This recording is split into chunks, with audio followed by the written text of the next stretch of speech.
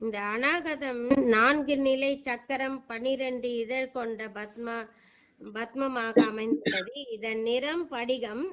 இது வாயுவின் ஸ்தானம். இங்கு அமைந்துள்ள சக்தி ராகினி எனப்படும். இந்த சக்தி வாயு ஆகாயம் என்ற 2 தத்துவங்களை விளக்க 2 முகங்கள் உடையது. அக்ஷமாலை, சூலம், கபாலம், உடுக்கை ஆகியவற்றை தன் 4 கரங்களில் கொண்டுள்ளது. இந்த தாதுவில் அபிமானம், இந்த இரத்த தாதுன்னு சொல்றோம் இல்லையா, இரத்த அணுக்கள், அந்த இரத்த தாதுவில் அபிமானம் உள்ளது. இது அநாகதம். இரத்த தாதுவில் அபிமானம் உள்ளது. இது 12 தலங்களின் அட்சர சக்திகள். காலத்ரி, கண்டிதா, காயத்ரி, கண்டாகர்ஷினி,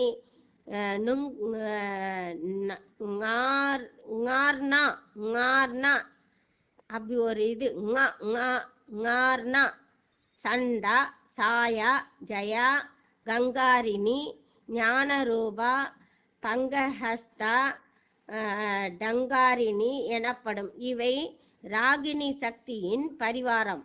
இது குண்டலினி சக்தி. இந்த சக்கரத்தில் நிலவும் போது பல தெய்வீகமான ஒலி கேட்கும். அநாகதம் என்றால் அடிதல். அதன் அந்த சவுண்டு மூலமா ஆகதம் என்னும் சொல் சேர அநாகதம், அன் பிளஸ் ஆகதம், அநாகதம் என்று ஹன் என்பதுடன் அநாகதம் என்ற சொல் சேர அநாகதம் என்ற அடிக்காமல் எழும்பும் ஓசை என பொருள்படும். புறநிலையில் உள்ளவர்கள் மனிதருடன் உடலில் உள்ள இயல்பான ஓசையே அநாகதம் என்பார்கள். ஆகாயத்தில் ஒரு நுண் ஒளி உள்ளது. அந்த ஒளியிலிருந்து அனல் உண்டாயிற்று. மின் ஆற்றலில் காந்தம் உண்டாயிற்று. முதலில் தோன்றியது ஒளி. அதுவே சப்த பரமம் எனப்படுகிறது. ஆகாயத்தில் உள்ள இந்த நுண் ஒளியே யோகிகள் தியானத்தில் உணர்ந்தார்கள். இப்ப நம்ம தியானம் பண்ணும்போது ஆட்டோமேட்டிக்கா நமக்கு ஓம்னு காதுல செவியில ஒலி வருது. ஏன் செவியில ஒலி வருது? அப்போ ஆகாயத்துல இருந்து அந்த ஒலி அலைகள் நம்ம காதுல ஒலிக்குது. அத ஓம் ஓம் ஓம் ஓம் ஓம்னு அந்த ஒலி கேட்டுக்கினே இருக்குது. எந்த நேரமும் குளிக்க போனாலும், பாத்ரூம் போனாலும் அந்த ஒலி கேட்கும், பூஜை பண்ணாலும் அந்த ஒலி கேட்கும். அப்போ நீ அங்க உனக்கு ஒலி அலைகள் வேலை செய்யுதுன்னு அர்த்தம். அந்த இதுல இருந்து அது மணி ஓசை, கடல் ஓசை, இடியோசை, குழலோசை, வீணை, நாதம், வண்டி, ரீங்காரம், குழல் ஒளி, யாழ் ஒளி, முரசு ஒளி, அந்த மாதிரி பிரணவ ஒலிகள் எந்தெந்த ஒலி இருக்குதோ அந்த ஒலியெல்லாம் நமக்கு அந்த சக்கரத்துல அநாகதம் சக்கரத்துல நமக்கு தெரியும். சக்கரத்தில் உள்ள போது கேட்கும். இந்த நீண்ட கால சாதனையே காரணம். இதுக்கு காரணம், அந்த ஒலி கேட்கறதுக்கு காரணம் நீண்ட கால சாதனை புரியறது தான் இந்த ஒலி கேட்கறதுக்கு அர்த்தம். தெய்வீகமான ஒலிகளுடன் இஷ்ட தேவதைகளின் தோற்றமும் ஏற்படுவது உண்டு. அதாவது நம்ம நினைச்ச, இப்ப முருகர்னு நினைச்சா முருகர், ஈஸ்வரின்னு நினைச்சா ஈஸ்வரி, குருநாதர் நினைச்சா குருநாதர். இது மாதிரி நம்ம நினைச்ச மாத்திரத்திலேயே அந்த ஒளி தெரியறதுக்கு காரணமே அந்த சாதனை தான் அப்படின்றது. இந்த மேல்நிலைக்கு ஓர் ஆரம்பமே என்று உணர வேண்டும். இந்த நிலையில் மயங்குதல் கூடாது. இதுலயே இருந்து அதுலயே அங்கேயே நின்றுடக்கூடாது. நேதின்ட்டு வேற அடுத்த ஸ்டேஜுக்கு போகணும் அப்படின்றது. அதன் மேலும் குண்டலினி தேக சம்பந்தமுடைய பல காரணங்களால் மீண்டும் கீழ்துருவ பாய்வதற்கு வாய்ப்பு உண்டு. அதனால விடாபடியாக ஜபதபங்கள் குண்டலினி சக்தி கீழ்நோக்கி பாயாதபடி தடுத்து மேலுருவ நிலையில் ஊர்ந்து செல்ல முயல வேண்டும். நம்ம முயற்சி செய்ய வேண்டும். அடுத்தது விசுத்தி. இந்த 5வது நிலை. இந்த சக்கரம் 16 இதழ் கொண்ட பத்மம் போல் அமைந்துள்ளது. இந்த நிறம் பசுமை. இது ஆகாயத்தின் ஸ்தானம். இங்குள்ள சக்தி டாகினி எனப்படும். இந்த ஆகாய தத்துவத்தை குறிக்கும் ஒரு முகம் உடையது. இது சக்தி பாதிரி பூவின் நிறம் போல வெள்ளை கலந்த பாதி சிவப்பு நிறம் உடையது. அதை டபுள் கோட்டிங் அடிச்ச மாதிரி இருக்கும். அந்த மாதிரி சிவப்பு பாதி வெள்ளை பாதி கலந்த நிறமா இருக்கும்.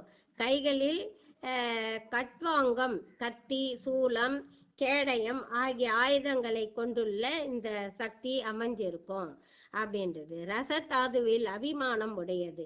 விசுத்தியின் 16 தலங்களில் உயிரெழுத்துக்கள் 16 சக்திகளும் அமைந்துள்ளது. இவற்றின் நாமங்கள் உயிர் எழுத்துக்களையே முதல் எழுத்துக்களாக கொண்டிருக்கும். ஆ என்ற உயிரெழுத்து முதலா கொண்டு இருக்கும். அவை அம்ருதா, அகர்ஷின், இந்திராணி, ஈசானி, உமா, ஊர்வத்தேகேசி, ருத்திகா, ருத்காரா, லுகாரா, லுகாரா, ஏகபதா, அந்த ஏகபதா, ஐஸ்வர்யதாத்மிகா, ஓங்காரா, ஔஷதி, அம்பிகா, அக்ஷரா என்பன இந்த 16 நிலை உள்ள அந்த சக்தி இயங்கும். இந்த சக்கரத்தில் குண்டலினி சக்தி செயல்படும் போது தேக சம்பந்தம் அற்று போகிறது. இது தேக சம்பந்தமே இதுல உருவாகாது. நான், எனது என்ற அகங்கார மமகாரங்கள் மாய்ந்து போகின்றன. மனம் சந்திர மண்டலத்தில் அருவ தியானத்தில் லயிக்கும். பதத்தை தரிசித்தோர் பரம பிரம்மே பார்த்திருப்பு, அதாவது பரமே என்று பார்த்திருப்பாங்க. பரமேஸ்வரா அப்படின்னு சொல்லியா அது மாதிரி பார்த்துட்டு இருப்பாங்க. அத பதார்த்தம் பாரார் என்ற நிலை அமையும். பரமே பார்த்திருப்பார், பதார்த்தம் பாரார் என்ற நிலை அமையும். அதை எப்பவும் தியானத்திலேயே அங்க லயமாவாங்க, இதுலயே ஐக்கியமாக மாட்டாங்க அப்படின்றது. ஆக்ஞை இது 6வது நிலை. இது புருவங்களுக்கு நடுவே ஈரிதழ் தாமரை போல் அமைந்திருக்கும். இந்த மனதின் தானம் நிலம், நீர், தீ, காற்று, ஆகாயம் என்ற பஞ்சபூத சக்திகளின் ஞான சக்தியால் மனதை உண்டாக்குகின்றன. பஞ்சபூதங்களின் சக்திகளையும் மனதின் சக்தியையும் விளக்கும் வகையில் ஆக்ஞையில் விளக்கும் ஹாகினி என்ற சக்தி 6 முகங்களை கொண்டதாய் அமைந்துள்ளது. இந்த 4 கைகள் உடையது. இவற்றில் ஞானமுத்திரை, உடுக்கை, அக்ஷமாலை, கபாலம் ஆகியவற்றை கொண்டுள்ளது. மஜ்ஜை என்ற தாதுவை அபிமானதாக கொண்டுள்ளது. எலும்பில் உள்ள சத்துல எலும்புக்கு நடுவுல மஜ்ஜைன்னு ஒரு சக்தி இருக்கும். அந்த சத்துல இருக்கக்கூடியது விசுத்தி. இது முதலில் 5 சக்கரங்களுக்கும் தலைமை இடம் போன்றது. கீழ்நிலையில் உள்ள 5 சக்கரங்களை செயல்களையும் இது கட்டுப்படுத்தும். ஏது இந்த ஆக்ஞை விசுத்தி சக்கரத்தை கட்டுப்படுத்தும். இந்த சக்கரத்தின் 2 தலங்களிலும் ஹா, ஷா என்ற அட்சர சக்திகள் ஹம்சத்வதி, சமாவதி என்ற பெயர்களுடன் விளங்குகின்றன. இந்த ஹாகினி சக்தியின் பரிவாரம் இதுதான். ஆக்ஞை என்றால் சிறிது புலப்படுவது என பொருள் கொள்ளப்படுகிறது. சிறிது ஞா புலப்படுகிறது அப்படின்றது. அப்போ சிறிது புலப்படுகிறது அப்படின்றது ஆக்ஞை. அப்படி ஆன்ற எழுத்துக்கு அர்த்தம் சிறிதுன்னு அர்த்தம், ஞான்றதுக்கு புலப்படுறதுன்னு அர்த்தம். அப்போ ஆ பிளஸ் ஞா ஆக்ஞா அப்படின்ற அர்த்தத்தை உணர்த்தப்படுகிறது. இந்த குண்டலின் சக்தி 2 பகுதி. இங்கே சில நொடிகள் மட்டும் மின்னல் கொடியை போல் புலப்படும். அதாவது கொஞ்ச நேரம் இருந்து டபக்குன்னு மின்னல் மாதிரி இங்க நடு பூர்வமத்திலிருந்து மின்னல் மாதிரி வெட்டி போகும்.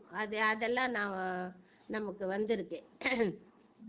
மின்னல் வெட்டி போல மாதிரி அந்த கபாலத்தையே பேத்து மின்னல் வெட்டினா மாதிரி இருக்கும். அப்ப ஆக்ஞேயத்தில் மூலாதாரத்தில் சுயம்புலிங்கமும் அநாகதத்தில் பானலிங்கமும் ஆக்ஞையில் சிவலிங்கமும் அமைந்துள்ளன.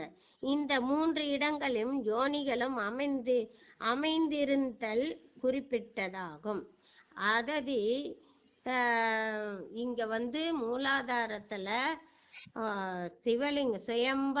சிவலிங்கமும் ஆக்ஞையில சிவலிங்கம், மூலாதாரத்துல சுயம்புலிங்கம், அநாகதத்துல பானலிங்கம், ஆக்ஞையில சிவலிங்கம், இந்த 3 லிங்கமும் சேர்ந்து அமைந்து இருப்பது முக்கியமான ஒரு குறிப்பிடத்துக்கு மெயின், அதாவது இம்பார்ட்டன்ட் அப்படின்றது. சகசிராரம் இது தலையின் உச்சியில் பிரம்மரந்தரத்தில் 1000 தலங்கள் உள்ள தாமரை போல் அமைந்துள்ளது.